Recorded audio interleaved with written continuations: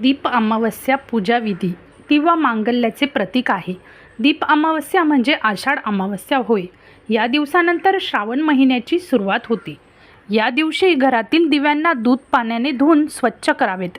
पाटावर वस्त्र घालून त्यावर दिवे ठेवावेत. पाटाभोवती सुरेख रांगोळी काढावी.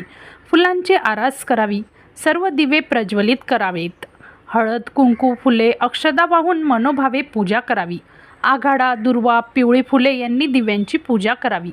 कणकेचे उकडीचे गोड दिवे बनवून नैवेद्य दाखवावा. या मंत्राने दिव्याची प्रार्थना करावी.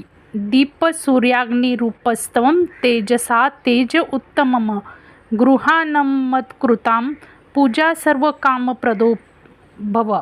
अर्थात, हे दीप, तू सूर्यरूप व अग्निरूप आहेस. तेजामध्ये तुझे उत्तम तेज आहे. माझ्या पूजेचा तू स्वीकार कर आणि माझ्या सर्व इच्छा पूर्ण कर. त्यानंतर दिव्यांची कहाणी करावी. घरातील इडापिडा टाळून अज्ञान रोगराई दूर करून ज्ञानाचा प्रकाश पसरविण्यासाठी दीप प्रज्वलित करून त्यांची पूजा करावी. हेच आपली संस्कृती सांगते.